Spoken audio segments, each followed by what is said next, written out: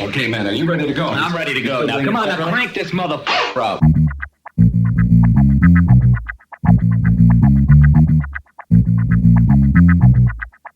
Break it down like this.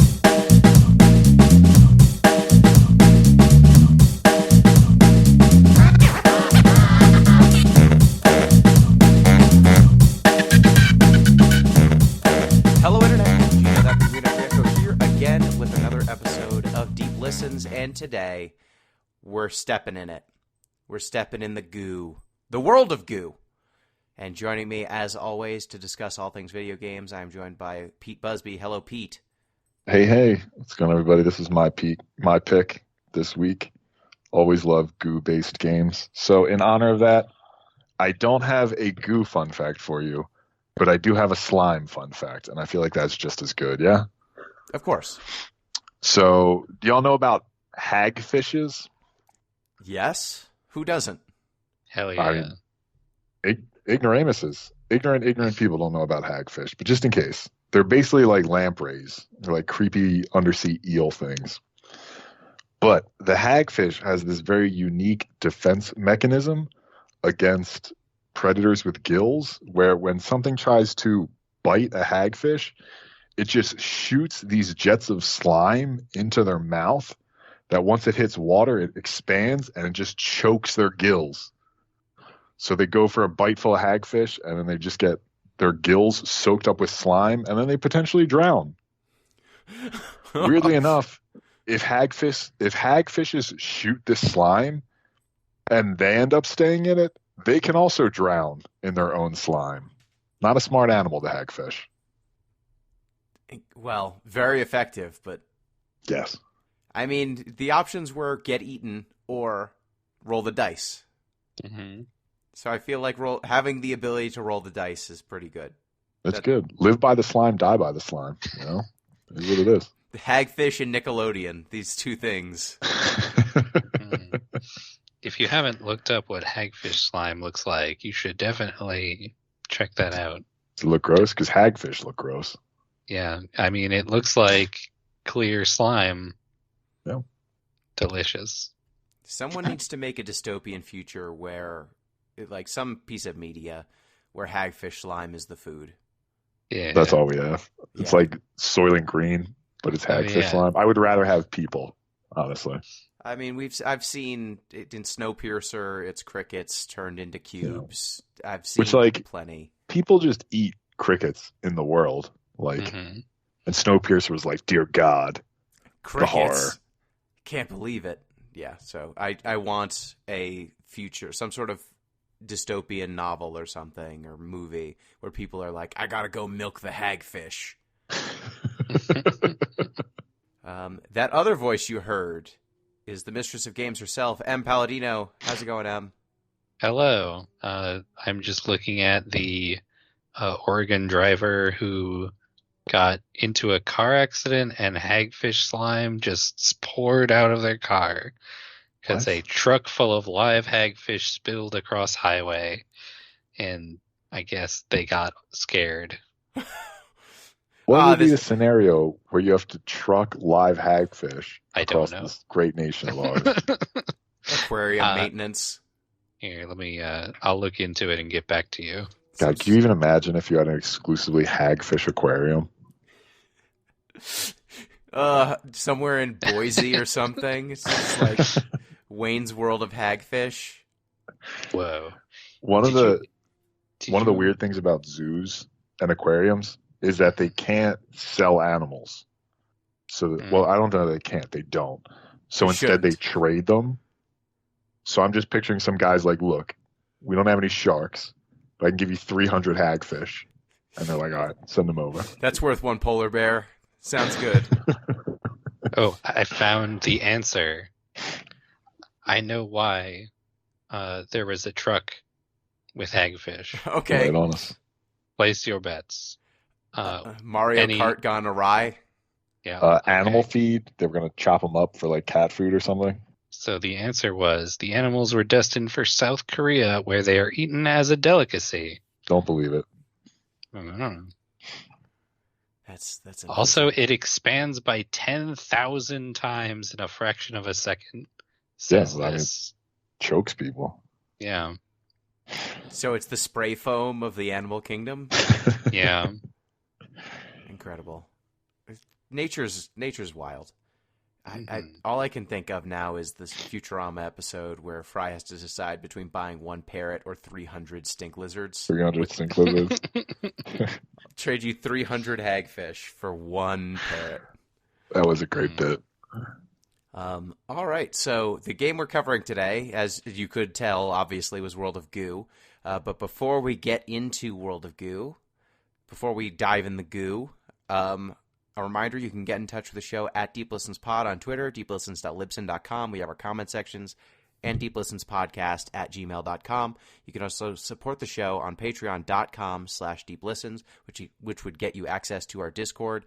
Folks, I purchased Sonic 06 for the PlayStation 3 because we are 5 patrons away, and that could be, you or a friend sign up. Someone who's already a patron just ups their contribution and then lets me know about it so we can add another person to the Discord. Just let me know. We're perilously close. And let me tell you, a new copy of Sonic 06, very cheap. I wonder why. Really? You don't say. Yeah, very I guess very what, cheap. like the MoMA is probably printing them now? There's probably a lot in circulation. Yeah. I'm thinking that we should purchase several dozen copies and ET this thing. Bury it in the desert out in Nevada. That's the only way to protect people from this game. Do you know, that's like the story of that game? It's like we don't What have part to of it? of E2. Well, I mean, we don't have to get in the whole thing. But Oh, the guy, yeah. basically somebody came up to him and was like, "Can you make this in 3 months?" Yes. And he was like, "Watch me." And he was like, "Wow, It showed. All I need is a lot of alcohol and drugs." And Check this shit out. check this shit out. He finds the Reese's Pieces, man, in the bottom of the holes, and then you need to evade the agents or whatever. And then, you end up with a bunch of carts in a landfill in, I think, Nevada. Yep. I mean, that's where you bury things to forget them. And they never come back. We should play E.T. So if you want to make us play Sonic 06, you can join the Patreon. It would also get you access to the Discord, which might lead you to being on the Discord report. The Discord report. Boop-a-doop-a-doop-a-doop-a-doop. This week on the Discord, it was Extra Life. How did that go? Well, I got roped in at the last minute and raised $580, which was pretty Yay. solid. Good job. Someone donated $420, which was very nice. Haha, Blaze. Yeah. Yeah, so I wore my Halloween costume, which was rollerblading Ken, and I played Signalis. Did you enjoy it the next time around? I did. It's still a very good game. It is very good. I was trying out. They pushed a patch to change the inventory system slightly. So now your flashlight does not take up inventory slots anymore. They heard us. Someone was listening, and they did the things that we complained about. Is Yep. this what war journalists feel like? Is this the impact we're making? Yep, This is it. We're convincing the dictators in charge of Signalis, all 3 people who worked on that game, that they needed to make changes. Truth to power. And they also made it so that you can customize the inventory slots as well. You can increase them. But the default mode now has the flashlight not take up an inventory slot, which is cool. Yeah, so I did that, and I also I would sing songs for people if they paid $20, or I would work out. I would stop what I was doing and work out for 60 seconds. And when the person donated $420, I worked out and sang at the same time. So it was the entirety of Carlos Santana's and Rob Thomas's Smooth. Good song. While lifting weights and jazzercising generally. Did you do the sick guitar chords? I don't While you remember if were I singing. went. I don't remember if I did. I think I was just I was trying to breathe for those parts because there were weights involved. I see. Also, thank goodness for the Barbie movie for giving every boyfriend, husband, and just any man who needed to go to Halloween in a matching costume True. something to wear, because there was nothing else for them this year. I don't drink, but saying brewski beers is one of my new favorite things to do. Yeah, Brewski Beers is very good. Mojo Dojo Casa House is very good. Yep. Excellent. I'm good at Beach. Mhm. Very good movie. Yeah, so that went well. ZP raised over $500 by playing old bad Giant Bomb meme games. So, what was the name of it? It was some terrible, godforsaken thing. Isn't it always? It's always is, but I'm just trying to remember what the heck the name of the game was. If ZP's involved, it definitely is. Yeah. Was it the one where he was typing in adventure commands? Yes. Harley was also mentioning this and couldn't remember the name of it. It's really a bad game. Bot Colony, that's the name. It's Bot Colony, which is a video game that the developer claims to have spent $20 million to create a language learning model so that you could talk to the characters in the game, like Zork or something. But he's got a language model in there, so you could actually type anything. You're just talking like a normal person would talk, to your characters, and then they do stuff. Except I don't think anyone who worked on it or the language model spoke English as a first language, I don't think. Or they just, anytime that they were met with someone saying, hey, this is a little clunky, do you think we can do it? They're like, nah, people will figure it out.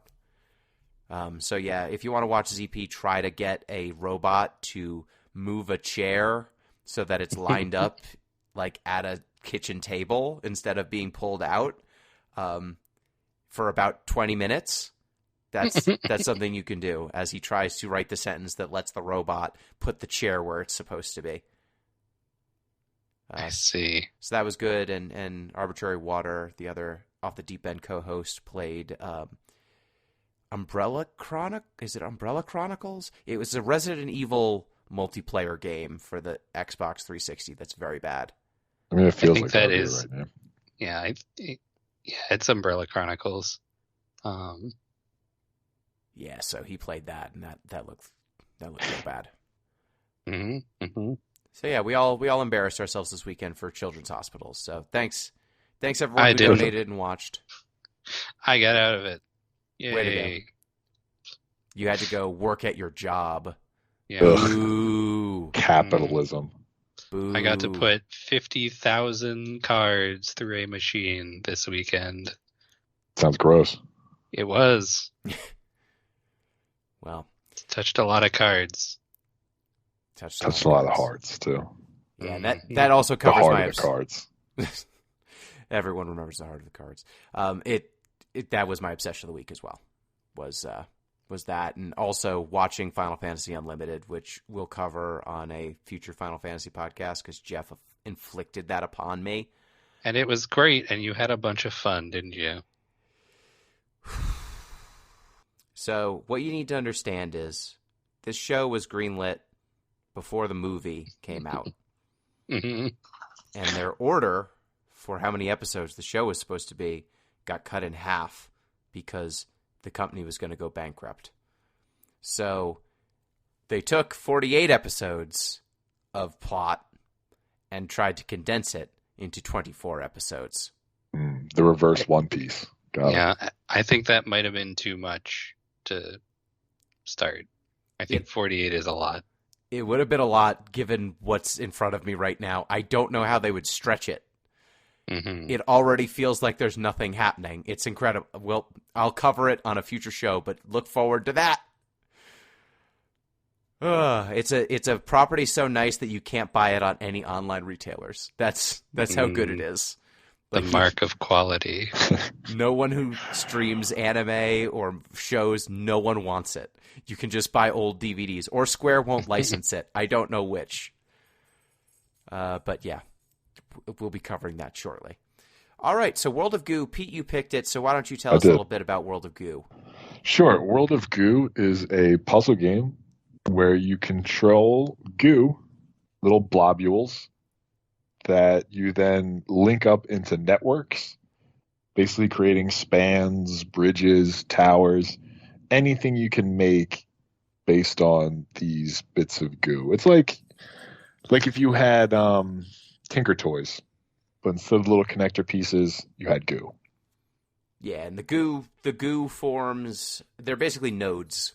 So they will form up into triangles. Important to note though, goo's alive. Goo's alive, it feels pain, and it is not forming rigid structures generally. It's very wobbly. So yeah, you're basically solving physics puzzles. You're building bridges to get goo to a pipe. The goo that is not part of the structure can be sucked up by the pipe, and so you have to deliver the goo unto the pipe. You get points based on how few of the goos you use. So the more gets sucked up the pipe, the less you use in your structure, the better you do in a level. Yep. And as you play, you'll find little signs that tell you a vague story or give you hints on what's going on. And yeah, it's generally a physics puzzle. What did you think of the physics puzzles here? Like, I feel each level is kind of discrete and has its own little trick to it. But how did you feel about the overall physics? Like, did it feel good to create the bridges and the towers? It certainly felt. I don't know if it felt good all the time, but there is a very palpable feeling when you are starting to build up a tower, and then it starts to like tip over a little, and you're like, oh no no no no, and then you quickly add something to the base to keep it supported, and then when you have to do some particularly tricky maneuvers, such as when you have to tip a tower over and have it land on another spot so that you can then tip it over the other direction and keep going like that. It's very precarious, shall we say. But it's enjoyable enough. It's generally a good tension, I think. Yeah, it's tense, is what I would say. There's a lot of like building your like bridge over a spinning wheel of death, things like that. There's pits that are on fire, and some goos are flammable, and yeah, it's very dangerous out here for goo blobs. Yeah, and I think, the cool thing is, like, the goo will catastrophically fail. If you don't, it cascades. Definitely. Yeah, if you don't use good structural design, if you don't have lots of triangles and hexagons in your bridges, if you just try to go linearly and go out on a limb, it will fold in on itself very rapidly. And that moment before it folds in on itself, you're thinking, oh, I'm so close to the pipe, it's got to be fine, and then just, oh God, it's everywhere. Yeah, World of Goo is a very good case study in the importance of kickstands. Yes. Like anytime you're like, okay, I don't know if this is going to work, better add a kickstand. And they're like, it's having more trouble again. Can we add a kickstand to another surface somewhere? I also like the can we put a balloon on it solution? Do we have any balloons? Imagine if they built real bridges like that. Like if the Golden Gate was just held up by massive hot air balloons. That would be sick. Yeah, and I do appreciate when you build. There are some levels where, as you build out your structure, you get retry or undo bugs that you can tap on that will undo your last move. So, because usually there's like a tipping point where you have put one too many goo balls, one too far out without enough support, that causes the whole thing to collapse. So having those undos saves a lot of time. It saves you from having to restart the level. And most of the levels are pretty brisk. You're usually finishing them in 3-4 minutes, I would say, on average. Yeah, they're moving. So Not it's really nice more to- than 10 for any of them. Yeah, and the ones that are 10 are usually like puzzle levels where you need to figure out the gimmick, or you're building very high vertically and there's a gimmick going on. But yeah, I think the physics are pretty good. And what did you think of the different goo balls as they introduced them? So you start out with just like the black ones, which are squiggly and they move around. But then you eventually get green ones that they will form more rigid structures, and they also are detachable. So you can create a rigid structure and then remove a node. So like if you're climbing up a wall or descending down, you can create a rigid structure to kind of prop up against the wall and then remove a node that's no longer structurally important. There's kind of watery white ones that drip and hold down. They look like phlegm or snot. They look like hagfish mucus. Oh, of course. A reference everyone understands. Yeah, we just covered it. There's some that look like coal, and they're flammable. Yep. They're like reddish. Yeah, matchstick heads. Yeah, and then there's the balloons, and there's some that are like truly unique. They're only in 1 or 2 levels. Yeah, there's the bombs. There's Sticky boys. yeah, The skulls. the pretty ones and the Ooh, ugly yeah, ones. They are pretty, aren't they? There's something all right. Yeah. So Pete? What did you think of the different types of goo balls? I appreciate the variety, and like this game's pretty brisk, like you said, Gino. So like the gimmicks don't overstay their welcome. You know what I mean? Like, oh, we hit the matchstick level, and I get some cool like, oh, there's some like time travel-y or time trial-y things now, where I got to make sure I get this done fast enough. Or like the balloons just create like a nice sort of floaty bit where you can like, oh, I need to build an airship, basically, and move things across. So it was nice to see, one, that the gimmicks were there. Obviously, we weren't just building bridges the whole time. 2, that they varied the gimmicks up. So like the balloons did different things beyond just sort of like floating or supporting bridges. And then 3, the gimmicks didn't stay too long. I felt like they came in, did some cool stuff, and then, moved to a backseat to let a new gimmick shine. Yep. Got in, got out. It was really, I think, good game design, good level design. They would come up with a cool concept, and then if it wasn't cool for more than 4 or 5 levels, they didn't try to use it for more than 4 or 5 levels. Which I feel like that's game design 101. Yeah, we very often see games like this where they find a mechanic and they're like, we could probably stretch this for 5 hours of gameplay when it only has like 20 minutes before it gets old. So thank goodness they did not overstay their welcome in any case, because it would have been very easy with a game like this to go overboard. But this game is like, what, 3 hours? Something like Ish. that, Yeah. depending on Yeah. how 3, quick 4. you are. Yeah. It's very small. If it was any longer, you'd probably be like, all right, let's get on with it. And it's worth saying this game does have a skip level option. If you do get frustrated with a level or just are not having a good time with one and you want to move on to the next thing, you can just hit skip level and there's no penalty. It'll let you move on with no problems. Nice. There's also like a mid-game laser interlude where like it's sort of still goo-ish. You see the leap they made, but I mean you get some lasers in there. So it's a nice little change if you want something almost completely different. Yeah, it's a game that goes places. Like you start out, you're just and I feel like we should turn to story because like it's a physics puzzle game. You're building bridges. You kind of have to feel it to get a full sense of it. I think the mechanics, like we said, they hold up, but it's really a game that's mechanics are much more interesting to be played and messed around with than to hear about. But the story's it goes places. It's weird. It is. You start out just building bridges, and it's kind of ominous. You're leading the goo to pipes, and then it ends up at, is it Goo Corp? World of Goo Corp? The World of Corporation? Goo Corporation. Yeah. Yeah, and Pete, what would you say the goo? What's the analog here? What's the metaphor we're going for? What's the goo? World of Goo basically asks the question: what if oil were sentient. Like basically what you're doing is you're ripping this goo out of the ground, some of which are albino cave dwelling goo, which just adds a little bit grimmer reality to it that you're ripping them into the sunlight. But it's basically asking you to reckon with the fact that, okay, if oil were still alive, if we weren't dead dinosaurs, let's say we're live dinosaurs, would we still be willing to rip it out of the ground and make all kinds of weird stuff with it? Plastics, makeup, petroleum jelly, gasoline. Like we use oil for a lot. Yeah, and they managed to anthropomorphize the goo in different ways depending on which product they're kind of lampooning.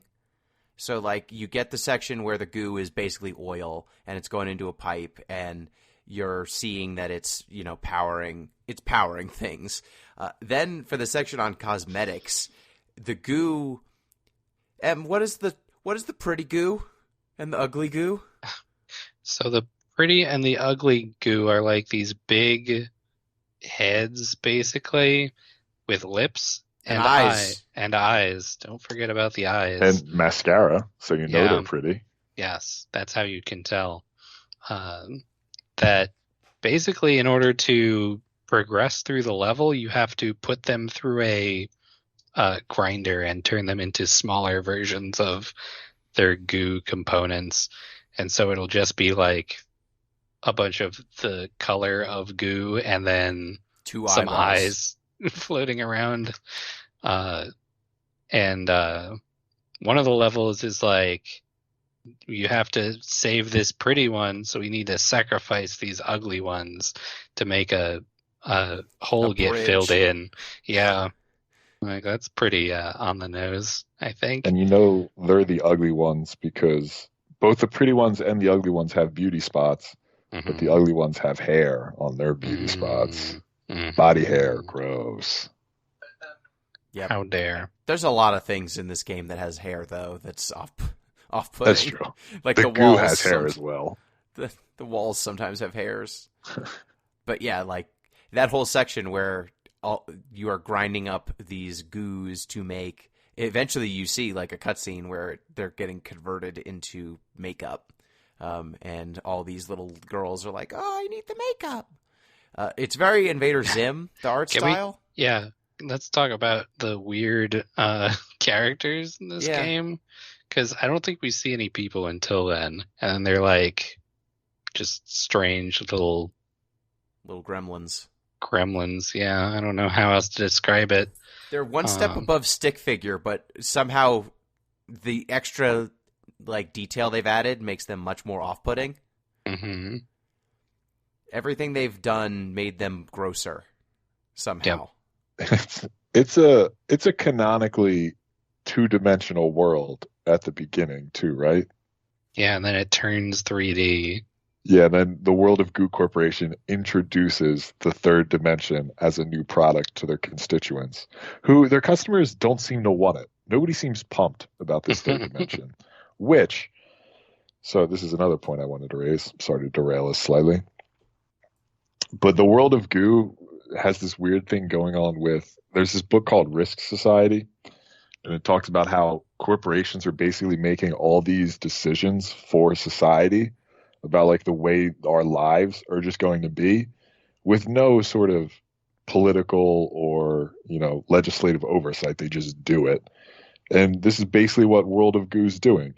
Facebook's like, we're all living in the metaverse now. Y'all can deal with it. And World of Goo's just like, things are 3D now. We did this. It's happening. Move on. Yep. They are pushing the risk onto everyone else. And I like how this game, even in the beauty section, you're basically on this island, and as you're moving through, you've got signs that are saying there's a legend that says that a source of ancient power is on this island. Like, they used to power the whole world. All the electricity of the world used to come from this island. And you eventually get to the top of the island, and there's basically a woman, like a stone woman, that the goo flows into and powers, and that's how the power that powers the move to 3D happens. And she was not powered because I believe the goo was basically just extracted to the point where she powered down, and so all of the world's power runs out, if I follow the story appropriately. So like So it's a resource management. Oh, we burned up all the fuel and now we've right. left the world to ruin. If only we'd left things as they were, we would have had infinite renewable power. Mhm. Yeah, my understanding, and it's definitely goo related, but there's a weird thing going on with like beauty that Oh, like right, she runs on somehow, beauty. yeah, somehow they were harnessing beauty as an energy source, and then the narrator, the person who's writing those signs, basically says like, "Oh, beauty, that'll never run out, right? That's infinitely renewable, and no one will ever age and decay, so we're fine. Our energy problems are solved." Like, what a weird but elegant analogy to be like, Yeah. oil is a lot like your fleeting physical beauty that will one day Oh, decay and wither. Yep. And I feel like the male gaze version of beauty that they are using in this and saying this is the source of infinite power is this completely subjective concept. It's off-putting, it's funny, it's a good satire. I like that concept. Like that to me was one of the highlights of the story. Up until the end, the very end. Like the third level where you're doing a lot of fire stuff, there wasn't as much satire in that level, I didn't think. There were a bunch of robots that were completely Yeah, abandoned for no real reason, and you blow them up because you must. because they're in the way of progress, basically. Yep. But then you get to the internet, basically. And what happens when you go to the internet?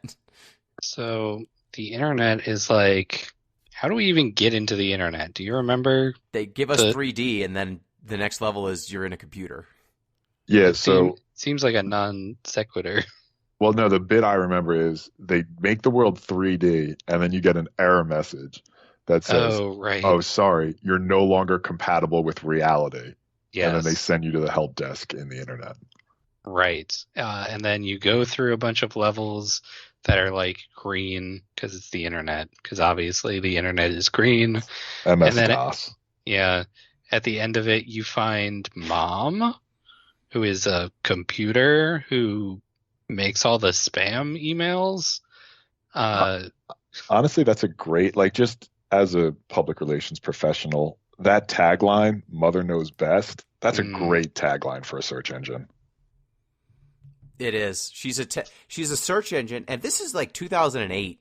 This game yeah. came out, and when you eventually get to Mom, and I like the level where you have to get to Mom because it basically stops being about moving at up until that point in this section of levels. You're moving goo balls that represent packets of data, so they're like hopping from node to node instead of building structures. Mhm. So like that's the central metaphor until you get to this level, the final level or the final level of the story mode. There's some epilogue levels that are kind of challenge levels. But you like click on folders to make program windows spawn, and then you stack them up like blocks to Yep. get to the top to grow vertically. So it's still a physics puzzle. Like the blocks, if you don't stack them perfectly, they will sway to one side or another and then fall down. So this was actually one of the more frustrating levels in the game for me. But once you get to Mom, 4 screens high, you have a discussion with her, and she's talking about, oh yeah, I've got a search engine, so I just keep track of everything that you've ever searched for. Want me to bake you some cookies? Yeah, I'm storing all your cookies, and I'll definitely not tell anyone all your cookie data. And then there's a bunch of asterisks. It's like, What's or in these cookies? Love yeah, and all your personal information. But mostly love. Yeah, and And The then the shift here too from like goo as oil to goo as information is like a really elegant sort of shift. Just in like, I mean, this was 2008, so this is like slightly before the like era of like peak big data. mm-hmm. But like the whole rhetoric around big data was basically just like data is like a free flowing resource that's just out in the universe waiting for us, and we just need to go out there and grab it and use it. Very sort of like Ayn Rand sort of vision of humans' destiny. Whereas like no, like data isn't just out there, like it's a thing we created and we made, and somebody has to put it together and synthesize it and then use it for whatever probably nefarious ends. In the same way that, like, yeah, oil's in the ground, I guess, but we need to dig it out and then burn it and like do all this stuff. And who knows what horrible consequences will come from it. Yeah, and it's really prescient because, like, 2008, we are talking early Facebook. Like, Facebook has been around for a few years, but a lot of the problems You probably still needed like a college email address to get one back then. It was a little bit after that, but not much. Yeah, I guess because I had one in high school. Yeah, I had one in high school, so like that. It was, but only like 2-3 years removed. Like, they were pretty prescient on that element of scraping all of this data to serve you up ads, to serve you up content. It was happening, but it wasn't as big of a talking point, I feel like, at that time. And I just love the level that represents a man-in-the-middle attack. It's a level where there's two people who are in a chat, basically, and there's a bunch of information going between them, and then you have to basically build a wall to knock all the data from that bidirectional conversation down into a pipe where you're scraping the data. And the one of the signs in that level says something along the lines of, well, we need to track people who are talking because we need to find out if, people are saying anything wrong. And, it's really hard to tell who's saying anything wrong, so we better just take all of it. Let's just take all track everybody, and then we won't have to worry about it. Have you heard of the Patriot Act? Hmm. Yeah, it was 2008. This game time. had some stuff to say. Mm-hmm. But yeah, and then you basically convince Mom to teach you how to undelete all of the emails that have ever been created, basically. And then you send it all you put World of Goo's email address, the World of Goo Corporation's email list, on the spam email list, basically. And then you spam them with emails until their company explodes. Yep. I wish real life worked like that. Like, I could just spam Amazon until the building explodes. Well, that's kind of what a DDoS attack is. That's true. Mm-hmm. That's true. They've just figured out clever ways to stop you. You could if you weren't a coward. I am a coward. And if I didn't major in the humanities, like an idiot. You fool. But yeah, brisk little game. It's got a lot to say. We still need to talk about the ending, too. Oh, yeah, we do. Go ahead. So after you blow up World of Goo, basically what happens is the Goo's more or less like, peace. We're going to go start our own civilization elsewhere. Which, like, if the oil could just do that, that would be world-shattering. I mean, all of us would die, most likely, if the oil was just like, bye, we're leaving. Yeah, they just like a few balloons, and then they're like, I guess the moon is made of goo, or something in space. There was an actual World of Goo. Yeah, I thought it was like, oh, they found the World of Goo. That's the punchline. Yeah. Oh, like we thought it's like a Planet of the Apes thing in reverse. Yeah. Like we thought we were the World of Goo all along. But Little actually, did we know. that is the World of Goo up there through the telescope. There was going to be another level. Did you know about the moon level? No. There was going to be a level on the moon, but it got cut because they were like, they thought it was too much for their release. Yeah, it was originally planned for the European retail version of the game, but it was put on hold because they felt they were rushing to finish extra content to justify the price. And they were like, we're going to just release it if we make it to everybody, not just European consumers. But then they didn't do it. So that feels like a stance somebody who made this game would take. Yeah. Like, if you told me that like the manufacturers like Halo 3 said that, I'd be like, they didn't. You're lying. That doesn't sound right. No, they didn't. They said, you keep working on this. They're like, we'll release it half finished and then patch it later. Don't worry about it. Yeah. Like every game in the last decade has been. Pretty much. Not World of Goo. World of Goo has integrity. That is outside of the decade. Should we do favorite level? Yeah, go for it. I know which mine is. My favorite was in the epilogue, so you have to play a while to get to it. But there's one where eventually you're building these very high towers, and you have to deliberately tip them over and then stand them back up on the next island. Yeah. So it's like a slinky almost that you're trying to like get to roll island to island to island. That one's, Yeah, that one's so cool. hard. Yeah, it is. And what about you?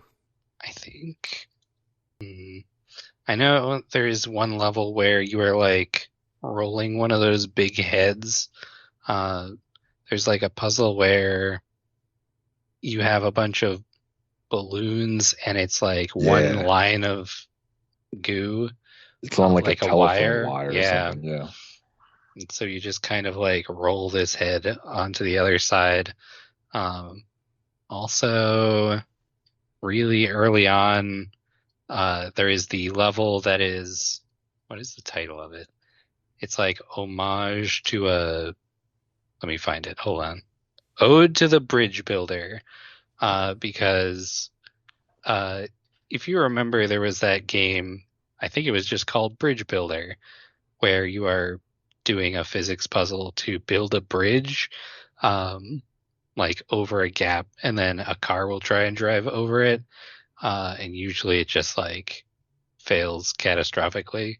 Mm-hmm. This is like an engineering puzzle, but this is the level that they were like, you know what? Let's do an homage, and then you just build a bridge over a gap, which is a very simple thing in premise, but with the weight of the goo and everything, Yeah, gets complicated. it does. So The goo does not nicely span the gap. yeah, I do like that because when I first started, I was like, this is just like that bridge builder game. And I like that they like just said it basically. Appreciated that they knew what they were doing. Yeah, for sure. My favorite was definitely, I think it's like Billy, Susie, and the Man in the Middle or something. I really liked that level a lot.